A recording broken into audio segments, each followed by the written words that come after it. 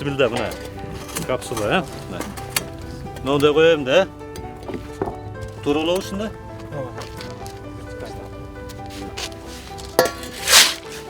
Bismillah.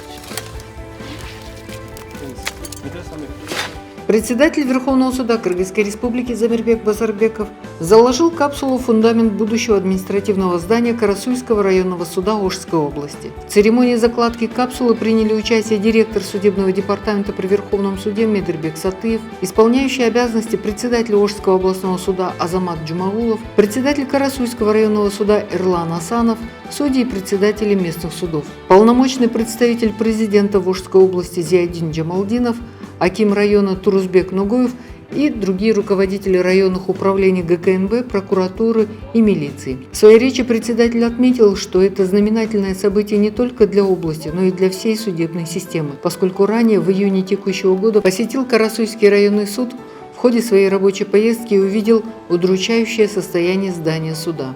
В ходе рабочей поездки по Ошской области мы увидели нехватку рабочих кабинетов, залов судебных заседаний и расположение канцелярий в контейнерах. Поэтому было дано поручение в кратчайшие сроки решить затянувшийся вопрос со строительством и создать условия для граждан и для работников суда, сказал председатель Верховного суда. Замирбек Базарбеков сказал слова напутствия и пожелал, чтобы в новом здании суда всегда торжествовали справедливость и закон. Он выразил уверенность, что судьи и работники аппарата Карасуйского районного суда с большей отдачей продолжат нести достойно, высококвалифицированно свою службу на сложной и ответственной работе.